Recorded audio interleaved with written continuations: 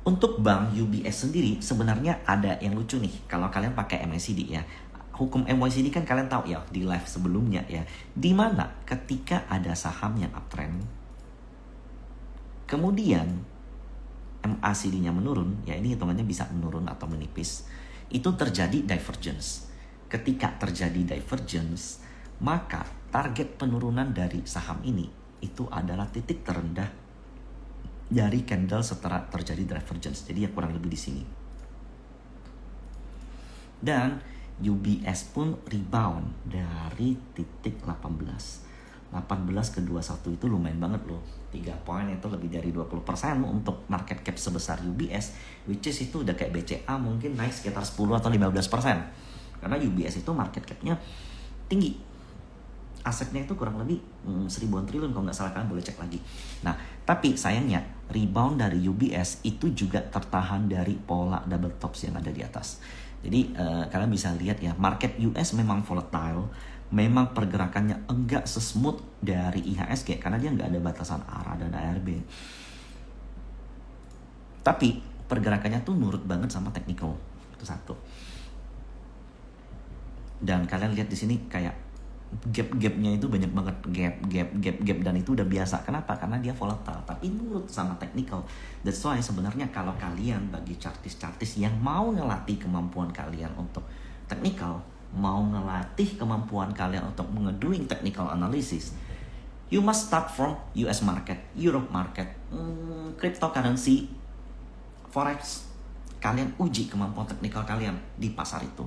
Kalau di Indonesia kalian coba ngelihat saham yang udah bener-bener bullish flag atau nggak udah pattern bullish, lalu rame-rame di call, volume terlalu gede, bandar ngerasa bisa buang di awal, dibanting gitu. Jadi untuk menguasai satu emiten di IHSG itu quite easy. Tapi kalau untuk di market US, untuk menguasai satu emiten susah. Sebagai contoh, siapa yang bisa kuasain BBRI? Nggak bisa. Kalau BBRI aja kalian nggak bisa kuasain, susah. Apalagi bank UBS. Nah, that's why technical is much more important di US. Nah, kemudian tadi sebelum itu kita bahas tentang IHSG. Jadi IHSG, tanda-tanda kalau IHSG bakal hancur atau bakal jelek itu sebenarnya udah kelihatan di 5 Maret. Tepat di mana saya 1 hari sebelum saya melakukan meditasi. Tepat di mana 1 hari saya belum mau ngelakuin meditasi. Nah, itu di sini. Ini 5 Maret di mana ada potensi terjadi pola inverted cup and handle yang ada di IHSG. Itu tepat di mana saya belum, waktu itu saya off. Jadi target penurunan dari pola ini ya, ini jauh sebelum turun. Jauh sebelum dia turun itu posisinya ada di sini. Target penurunan ada di 6.650. Kalau dari pola yang ada.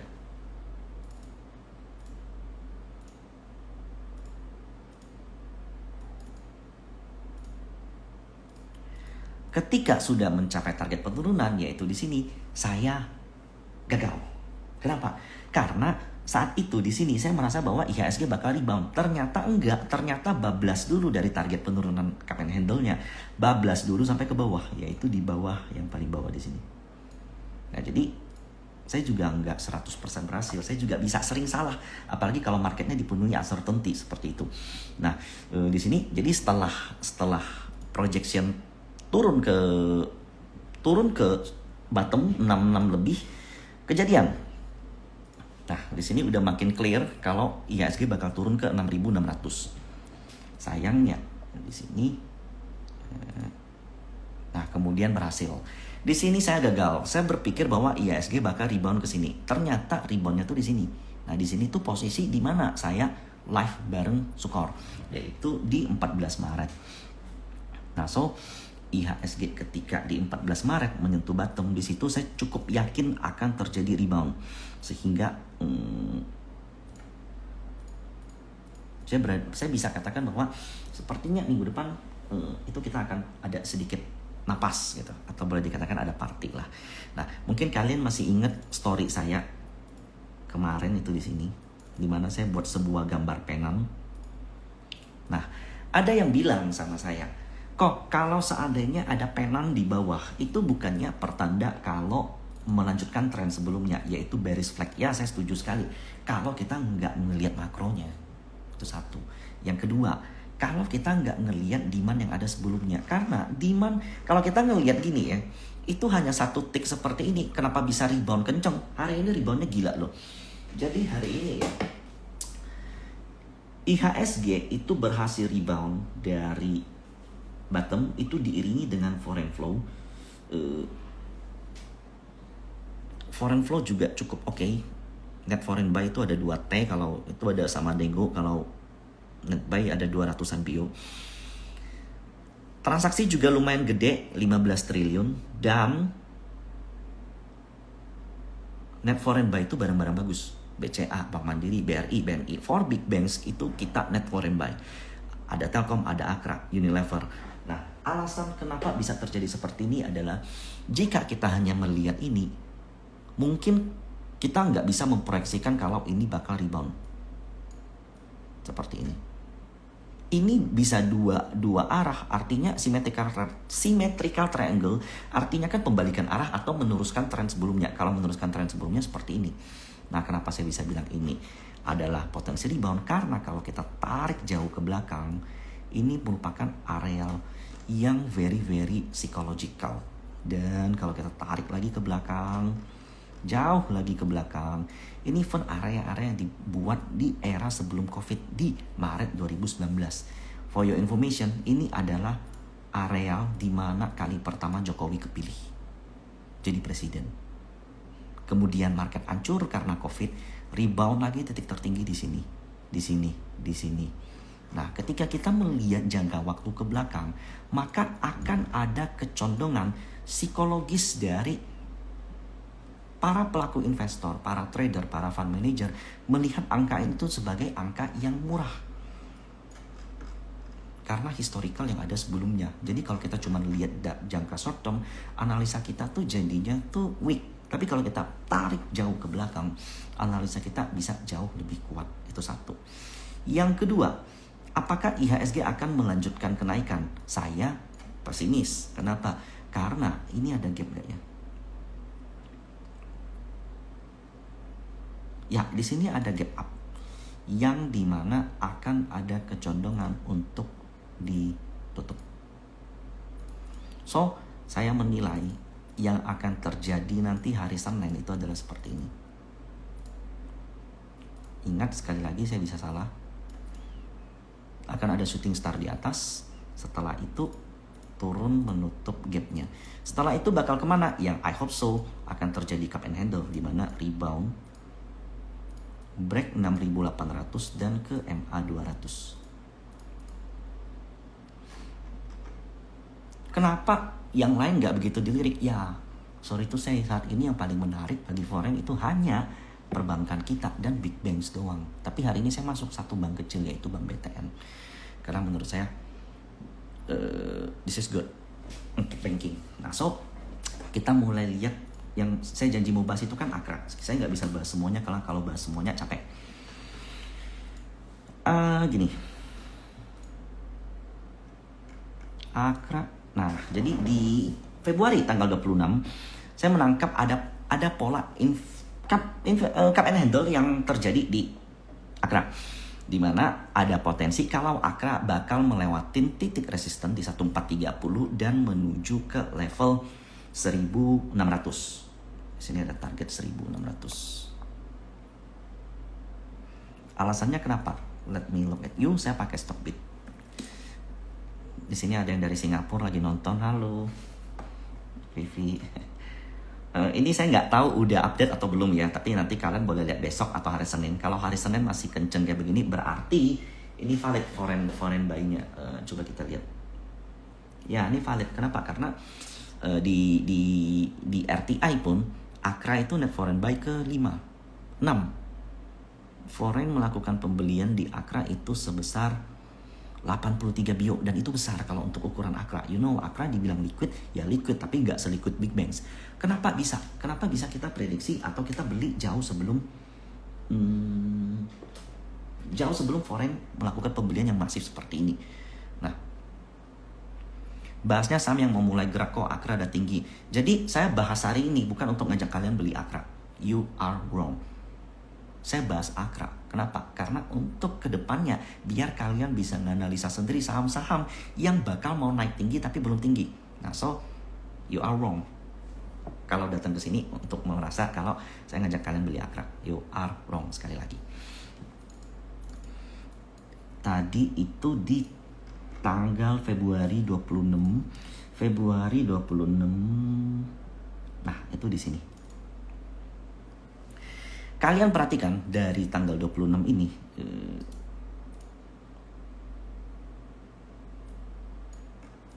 nah, honestly, gimana cara saya menemukan Akra adalah seperti ini. Di candle yang ini 24 Februari saham Akra naiknya itu kalau dari closing 1350 ke 14 100 poin, 100 dibagi lebih dari 3% lah ya, 3-4%. No, I want to ask. Kalau kalian buka gainer, saya biasanya nge-screening. Ini paling banyak orang nanya tuh ke saya tuh gimana cara screening. Dan itu pertanyaan yang baik. Karena artinya kalian gak peduli sama stock pick. Kalian maunya bisa screening sendiri. This is a very good. Nah, yang biasa saya lakukan adalah saya lihat top loser. Kemudian saya lihat top gainer. Nah, di top gainer ini, untuk saham yang kalian gak peduli. Contoh, Sage kalau kalian gak peduli, abaikan. Elite kalau kalian gak peduli, kalian abaikan. Baja kalau kalian nggak peduli kalian abaikan, tapi saya suka Baja. Nah, lalu kalian lihat di sini contoh. Nah, di sini ada MDKA. Saya suka MDKA, maka saya akan analisa MDKA. Contoh. Ada BRIS. Saya suka juga sama BRIS. So, saya bakal coba analisa BRIS. ISAT, saya suka juga sama ISAT. So, saya bakal analisa ISAT. Jadi sesimpel itu untuk ngelihat cara kalian menangkap saham yang bakal terbang. Contoh, ini era naiknya cuma 2%. Kalian kalau bisa jangan cari yang kayak top gainer yang kayak udah naik 34%. Kalau beli kan beresiko. Nah, kalau beli itu yang kayak ya baru 3%, 4%. Kayak Sido ini 845. Nah, ini menarik karena baru 2%. Nah, di Akra ini saat itu dia naik 2 atau 3%. Nah, so I do analyze it. Nah, di mana ini ada pola cup and handle yang terjadi.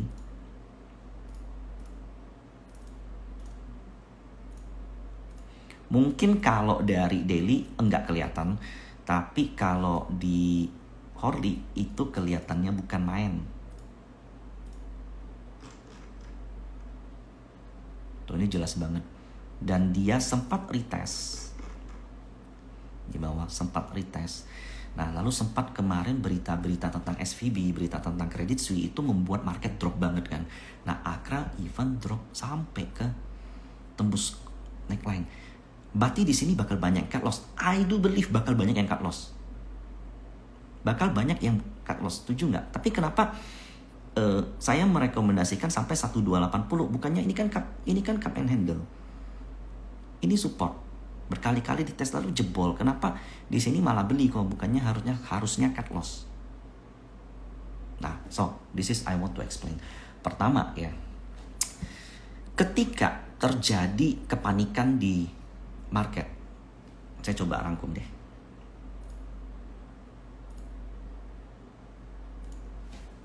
Ketika harga saham turun,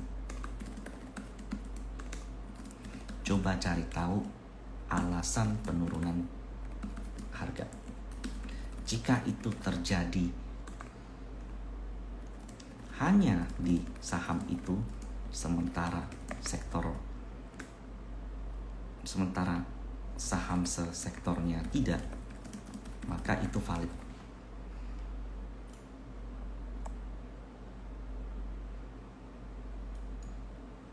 Tapi jika saham itu turun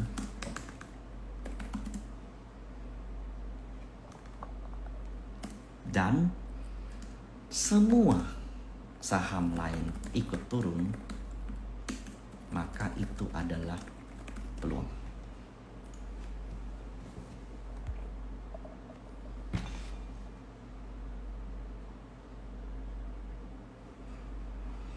Artinya ada kepanikan yang terjadi yang dilakukan oleh short term retail. Kalau seandainya kalian nih mengakumulasi saham Akra, foreign contoh, BK, AK beli saham Akra, kemudian tiba-tiba market jelek, kalian jual nggak? Kalau investor institusi, mereka nggak akan melakukan pembelian atau melakukan strategi jual beli dalam waktu yang singkat. Pasti ada long term projection. Mungkin mereka udah tahu LK-nya, mungkin mereka udah tahu, atau mungkin mereka bakal simpan ini untuk growth bisnisnya yang oke, atau mereka tahu bakal ada corporate action atau something. Jadi ketika kita melihat flow naik suatu saham dan flow itu enggak pergi dalam jangka waktu tertentu, bahkan even ketika terjadi kepanikan. Jadi boleh dibilang ketika terjadi kepanikan di market, there is a chance. Tapi enggak semua kalian beli. Yang kalian beli harusnya adalah ketika flow sebelumnya itu bagus dan flow itu enggak keluar. Nah, bagaimana ini bisa dibilang enggak keluar? Saya coba lihat 16 Maret 2023.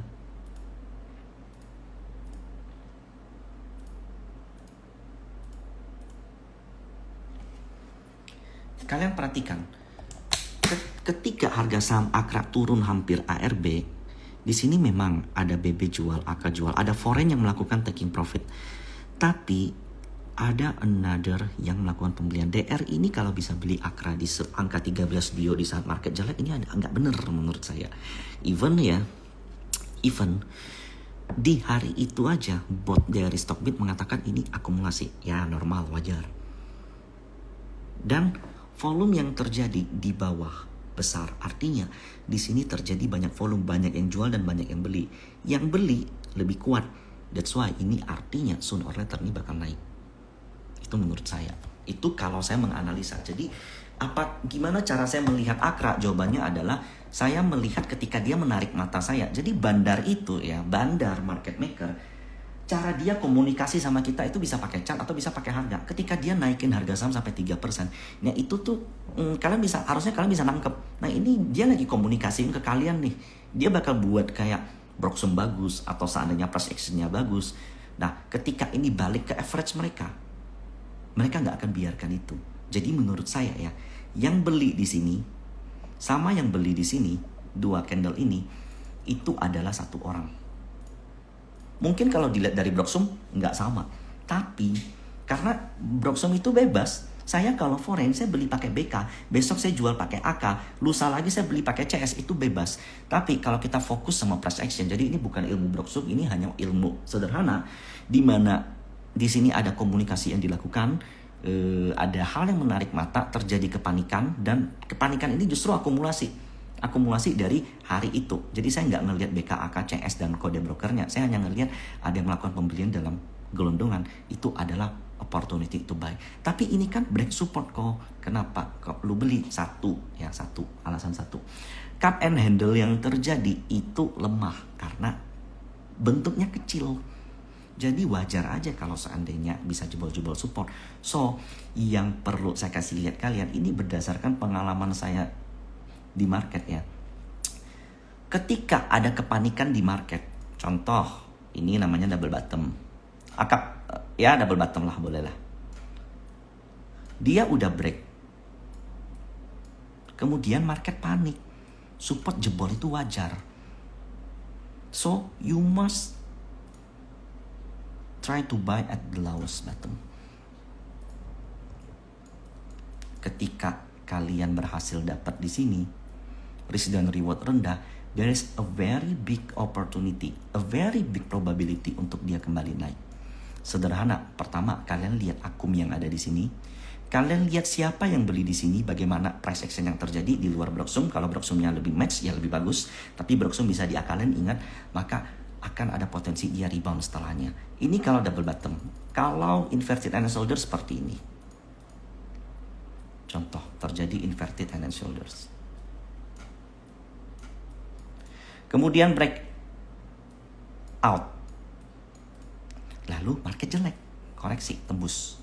Nah, antrilah di sini. Kenapa saya harus antri di sini? Jawabannya simple, karena yang nahan harga di sini itu most likely big player. Jadi dia akan mengakumulasi di harga yang dimana itu menjadi modal dia, modal yang paling rendahnya dia. Begitu juga Hal yang sama jika terjadi di pattern cup and handle.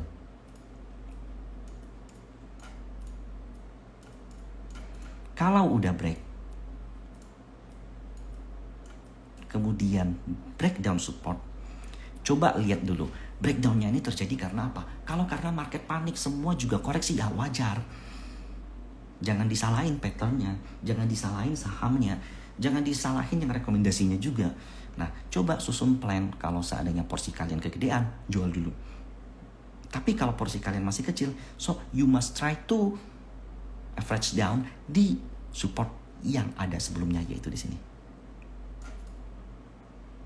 Probability untuk dia rebound ketika kalian bisa dapat di harga bottom atau di harga di mana market maker melakukan penahanan menjaga harga di sini, itu adalah rebound yang cukup besar. Jadi ini bisa kalian lakukan, ilmu ini bisa kalian pakai bukan cuma di IHSG, akan jauh lebih works justru kalau kalian pakai di bursa luar, di cryptocurrency, di forex ataupun di commodity.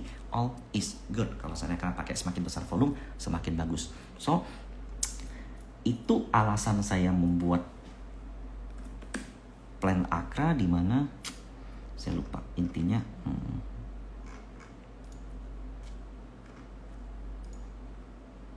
Nah, intinya sebelum Akra jebol, areal saya tuh spare sampai 1280. Padahal support yang ada di sini kan 1360. Support Kamen Handle kan 1360. Tapi saya spare kalau seandainya ini jebol, ya udah sampai 1280. Kenapa 1280? Karena 1280 itu karena saya spare even kalau tadi cup and handle, saya spare sampai level yang paling bawah sini. Sampai di sini pun saya merasa masih oke. Kenapa? Karena yang ngebuat pola ini, saya cukup yakin itulah yang. Jadi ketika suatu capetan terjadi dan terlihat barang belum berhasil didistribusikan di atas, maka level-level average mereka di situ bakal mereka tahan. Why? Karena mereka banyak duit. Beda kalau seperti ini ya. Ini kita belum bicara volume distribusinya. Contoh seperti ini. Contoh. Ini adalah cup and handle. Total untuk ngebuat ini adalah contoh 50 miliar. 5 miliar. 50 miliar lah boleh. Tapi sebelum sampai target atau baru setengah target, saking ramenya nih saham, total yang beli tuh udah 60 miliar. Dan barang si market maker yang 50 miliar ini udah habis. Masih ada kepentingan gak dia buat narik saham sampai tinggi? Enggak ada lagi. That's why terkadang ada satu chart pattern, tapi volumenya anomali atau ada volume yang kegedean di dalam pertengahan atau perjalanan menuju target. Dan barang market maker udah habis, selesai. Kadang nggak capai target pun udah selesai, jadi downtrend. Tapi kalau dia baru break sebentar, kemudian market jelek. Jadi market yang buat nge-break most likely itu market maker, most likely nggak mungkin retail. Ngapain aku break in? Aku nggak punya barang gitu. Yang buat nge-break itu harus yang punya barang. That's why most likely adalah market makernya, bandarnya, atau majority player yang punya barang paling banyaknya, emiten, yang ownernya. Contoh, kalau dia udah buat break, tapi belum berhasil didistribusikan, market panik, market jelek, jawabannya saya nanya, bandar, market maker, majority player, liquidity provider, owner, tahu nggak kalau berita SVB bakal muncul? Mereka nggak tahu, bos. Tahu nggak dia kalau di 1 minggu lalu bakal ada berita tentang Credit Suisse mau bangkrut? Mereka nggak tahu. Mereka juga ketika mereka mengangkat emiten, mereka mengangkat harga saham mereka dengan volume besar, kemudian market tiba-tiba jelek, mereka juga mengalami kerugian. Bedanya equity mereka gede. Bedanya mereka punya power untuk mengangkat saham lagi. Bedanya lagi mereka punya dasar untuk membeli suatu saham. That's why ketika saham ini turun, ketika saham seperti ini jatuh, turun dalam, tapi volumenya belum habis di atas, itu adalah a very big probability for you to buy. Ibaratnya gini loh. Ibaratnya Swiss National Bank beli bank Credit Suisse itu di harga $4. Kemudian kalian masuk, harganya lebih rendah. Dan kalian beli di harga lebih murah. Nah Nah, jadi sebenarnya yang namanya cup and handle, double bottom, inverted head and shoulders, dan pola-pola bearish yang lainnya, double bottom segala macam, kalian harus kaitkan dengan volume. Jadi kalau seandainya saya ngebuat ini 60 miliar atau 6 miliar, begitu naik sedikit yang ngantri 10 miliar, saya kasih semua. Ngapain saya angkat sampai tinggi? Habis itu belum sampai target aja udah turun. Tapi kalau saya angkat belum direspon sama market, retail belum beli habis, barang saya masih banyak, kemudian turun, ya kalian beli aja. Logiknya seperti itu. So, target dari Akra setelah ada cup and handle ini, ada pola selanjutnya yang menarik, yaitu ascending triangle yang lebih besar, yaitu di sini.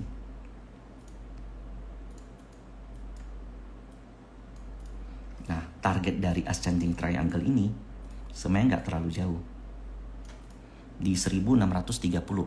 Tapi wajar banget karena Akra kan ketahan sama titik tertingginya, resisten. Nah, so saat ini ya kalian masuk ke hari ini. Hari ini 24 Maret. Kalian lihat 24 Maret. Today yang melakukan pembelian di Akra itu adalah CC Mandiri Sekuritas, CIMB, JP Morgan. Nilainya ini 567, 70-an bio, harganya 1.510. Kok mereka mau sih beli di 1.510? Kenapa mereka nggak beli di sini? Jawabannya, pembelian mereka itu sebesar 60-70 bio. 60-70 bio, kalau mereka beli di sini pun mungkin harganya arah. Itu. Dan di sini ada gap. So, saya memandang Akra negatif. Jadi untuk saat ini, tapi ingat ya, bukan nggak mungkin kalau seandainya dia tetap melanjutkan kenaikan. Tapi untuk saat ini, secara TA, secara demand, secara logis, menurut saya ini udah negatif. Jadi akan ada potensi dia koreksi menutup gap yang ada di sini akan jauh lebih sehat. Untuk selanjutnya melanjutkan kenaikan, mungkin atau enggak, who knows. Kita hanya bisa melihat price action, kita nggak bisa nerka-nerka. That's why yang ada di market saat ini memang semua tuh jauh lebih short term, harus saya akuin. Kalau dulu kalian beli Antam, kalian diemin 1 bulan naik 10%, bulan depan naik 20%, bulan depan naik 30%. Kali ini nggak bisa. Kalian mesti selektif, kalian mesti punya bekal untuk menganalisa, dan kalian mesti punya dasar, baik itu FA, TA, makro, atau apapun, bandarmologi, atau apapun itu. Nah, itu yang mau saya sampaikan, di mana sebenarnya ya, memang sudah ada riset bahwa retail itu bakal mati. Pertumbuhan retail yang terlalu cepat akan mati 80% atau 90% dalam jangka waktu maksimal 1 tahun sampai maksimal 1,5 tahun. Dan itu kejadian. 2020 retail yang tumbuh pesat saat ini mati semua. Enggak semua mati, let's say sisa 10% atau 20%. Itu udah ada riset yang dilakukan oleh, saya lupa waktu itu, dari webinarnya IE, Cik Rita, Yudi, dan Cik Cuai yang ngepost soal itu. Dan memang benar, retailnya udah mati. That's why. Lalu kenapa kamu masih di sini kok? Nah, kenapa sekuritas masih kebanyakan jor-joran di IHSG? Saya pernah ngobrol sama salah satu sekuritas yang transaksinya paling besar di Indonesia. Saya nggak sebut mereknya. Saya nanya sama beliau, dia dari Korea, kenapa kalian melakukan investasi besar-besaran di Indonesia? Padahal kalian tahu kalau retail saat ini tuh memang pertumbuhannya karbitan. Dia jawab ke saya seperti ini. Menurut riset yang kami lakukan di negara emerging market, terutama di negara Asia, ketika GDP satu negara Asia tumbuh di angka 5.500 atau let's say 3 bulan minimal di atas 5.500, maka people will willing to invest minimum 20% dari pendapatannya. Kalau GDP menyentuh 5.500. Jadi kalau gaji kalian 15 juta, 3 juta itu bakal kalian invest. Kalau gaji kalian 10 juta, 2 juta bakal kalian invest. Minimal 20% yang diinvest. Di Malaysia itu kurang lebih 28%. Di Korea itu kurang lebih 36%. Di Singapura itu 50%. Tahu nggak di Indonesia berapa? 1,3%. That's why pertumbuhan SID yang ada, yang karbitan kemarin, sebenarnya memang sudah diprediksi. Dan nanti ketika kalian di market bisa lebih survive, atau at least bisa enggak ngikut-ngikutan orang, bisa punya dasar analisa, masih ada 10 kali lipat lebih potensi volume yang ada di market. Dan potensi rally pastinya 10 kali lipat lebih besar. Hanya it takes time. Good things takes time. Sekian. Itu riset dari mana? Riset dari luar pokoknya. Oke, maybe kita bahas 5 saham habis itu udahan ya. Karena saya mau malam minggu. Oke, apa saham yang kalian punya dan apa yang mau dibahas?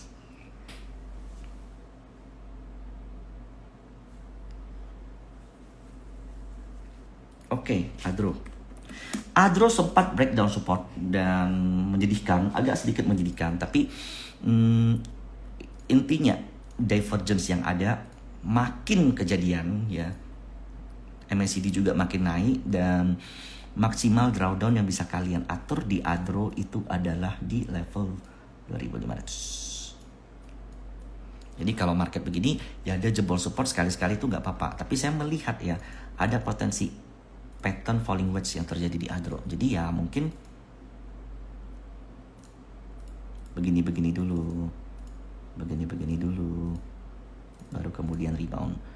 Kenapa saya masih bisa bilang Adro itu still have a chance? Satu, saat ini inflasi itu di angka kurang lebih 6%. Interest rate di 5%. Once inflasi udah di bawah interest rate, artinya real yield yang ada di US itu bakal positif. Ketika positif, artinya orang bakal nggak mau nabung di bank. Which is, Komo bakal naik.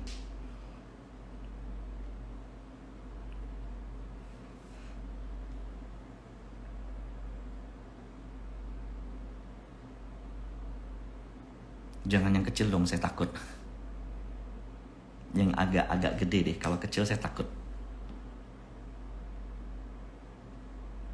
Ya, BRI oke lah. Nah, BRI kan ex dividend, dia sendiri punya ini trend line-nya yang nggak berhasil di break. Sebenarnya berhasil, tapi karena dividen turun, ini ada pola bullish flag. I do believe ya, BRI akan menyentuh 5.000. Bottomnya di mana? Bottom yang menarik itu today itu justru dengan doji di bawah begini itu sign kalau dia bakal nutup gap yang ada di atas. Kalian boleh beli BRI kalau nggak punya 47 sampai MA 200, 47 sampai 4.550. 47 4550 ingat. I like Breeze tuh.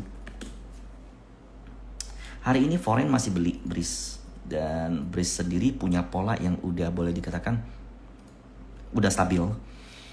Titik pentingnya 1650. Kalau 1650, 1750 itu akan enteng untuk Breeze dilewatin. Titik buy-nya sampai sebenarnya saat ini sampai 15 ya, karena dia udah mulai naik di higher low, higher low, higher low. Kalau kemarin di bawah 1.500 pun masih oke. Kalau saat ini tuh 1.500. Sudah 2.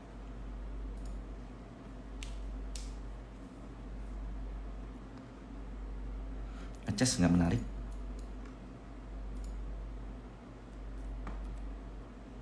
DMR nggak menarik, sorry. Harta bolehlah.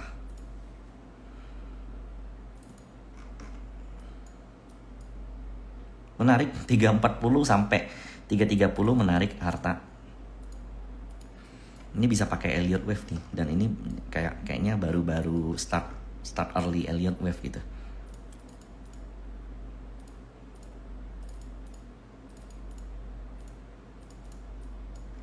Nah, di sini areal demand nih menarik nih.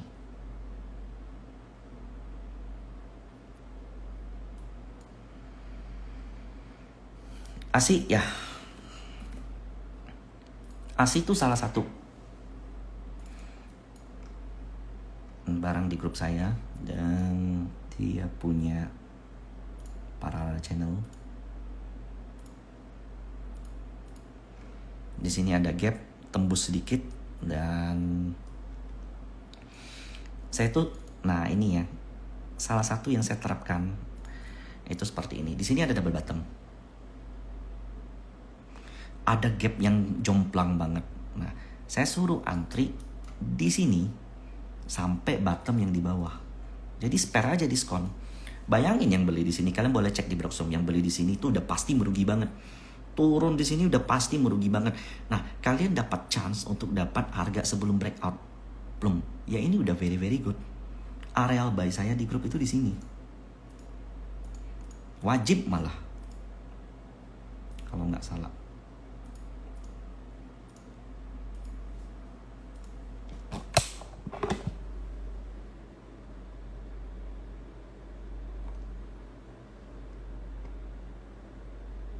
58 sampai 55. Jadi 58-nya ini, 55-nya ini, ya udah, dapatnya sedikit doang, ya udahlah masih oke.